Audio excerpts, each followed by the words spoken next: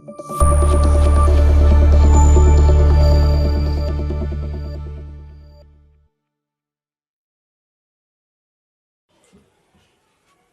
हम कोयला संसाधन के बारे में बात करेंगे।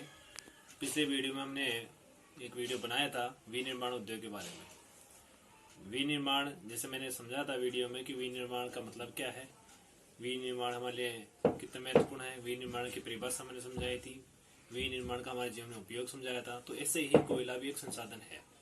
जैसे उद्योग एक संसाधन है, वैसे कोयला भी एक संसाधन है। तो इसके बारे में हम विस्तार से जानकारी करेंगे। तो इससे पहले आप चैनल को सब्सक्राइब करें और ज्यादा से ज्यादा शेयर करें। तो चलते हैं हम टॉपिक के ऊपर।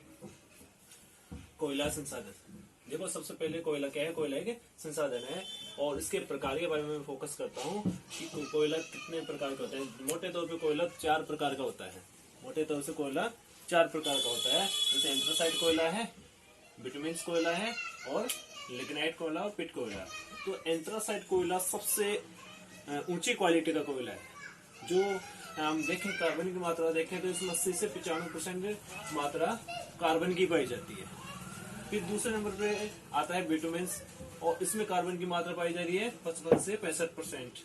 लेकिन लिग्नाइट कोयला है, इसमें कार्बन की मात्रा 45 से 55% पाई जाती है। पिट कोयले में लगभग 27% से कम ही कार्बन की मात्रा पाई जाती है। लेकिन साथ में मैं ये बातें और बताने जा रहा हूँ कि जल वाष्प कितना है, जल की मात्रा कितनी है? 2 से 5% जल की मात्रा है और वाष्प है इसमें 25 से 40% है। और बिटुमेन्स में कितना है? जल की मात्रा 20 से 30% है और वाष्प की मात्रा है 35 से 50% है। ठीक है। अब आगे चलते हैं लिग्नाइट कोयले पे। तो इसमें हम जल की मात्रा देखें 30 से 55% है और वाष्प की मात्रा देखें तो 35 से 50% है। तो इस तरीके से हम जानेंगे आगे। वेरी मोस्ट क्वेश्चन है, कई बार क्वेश्चन पूछा जाता है कि कोयले के प्रकार के बारे में, कोयले की क्वालिटी के बारे में। और हम आगे देखते हैं कोयला हमें मिलता कहाँ से है। कोयला हमें मिलता कहाँ से है, कौन से चट्टान से मिलता है, कायांतरित से मिलता है, अवसादी से मिलता है, ये हम जानेंगे। तो सबसे पहले हम कोयले के बारे में जाने सेल के बारे में।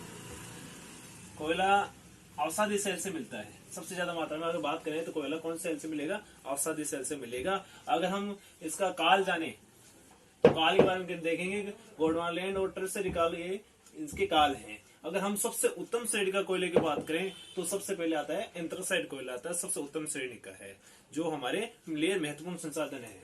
और ये इनसे कोयले से में क्या बनाया जाता है? तो हम देखते हैं विद्युत का उत्पादन, हम विद्युत बिजली बनाते हैं तो कोयला कितना % खर्च होता है? तो लगभग 70 से 80% कोयला विद्युत बनाने में काम में लिया जाता है। और हम विश्व में देखें कि हमारा विश्व में कौन सा स्थान है, तो कोयले का 3रा स्थान है। अब पहला और फर्स्ट और सेकंड स्थान कौन सा है? तो पहला 1 नंबर पे तो चीन है और दूसरा यूएस है। ये कोयले के भंडार है, जहां 1 नंबर पे तो चीन है, दूसरे पे यूएस और तीसरे पे हमारा भारत का नाम आता है। तो ये अब हम भारत में कोयला संसाधन कहाँ कहाँ है, भारत में कोयले के खाने कहाँ पर है, कोयला किन किन क्षेत्रों में फैला हुआ है, उसके बारे में हम चर्चा कर लेते हैं। तो देखिए, सबसे पहले हम अगर बात करें बोकारो, ये मैप में पूछा जाता है, 2 नंबर का क्वेश्चन होता है बोर्ड के अंदर। तो मैप भी तैयार हो रहा है और साथ में कोयले के खाने भी आपको पता चल रही है। तो देखिए बोकारो जो कि यहाँ, फिर उसके बाद में झरिया, रानीगंज, मेकुम, जंजी, सिंगरौली, कोयबा, कोरबा, कलछल, सिंगरैनी, नेवली, ये कोयले के भंडार हैं जो भारत में सबसे ज्यादा मात्रा में पाए जाते हैं। इनके बड़े हुए खाने हैं और इनके बारे में हम मैप में भी कई क्वेश्चन किया जाता है। जैसे मोस्टली बोकारो के बारे में पूछा जाता है, रानीगंज के बारे में पूछा जाता है और ये नेवली के बारे में पूछा जाता है। ये 3 ऐसे 4 ये जगह ऐसी हैं जिनके बारे में कई बार क्वेश्चन बोर्ड में पूछा जा चुका है कि कोयले के बारे में, कोयले के खाने कौन कौन सी हैं, तो आपको ये पता होना चाहिए। ठीक है। तो हम एक मैप के जरिए से समझने की कोशिश की कि कोयले के खाने कहाँ कहाँ पर है। ठीक है। ये video, thank you so much. ज्यादा से ज्यादा इसको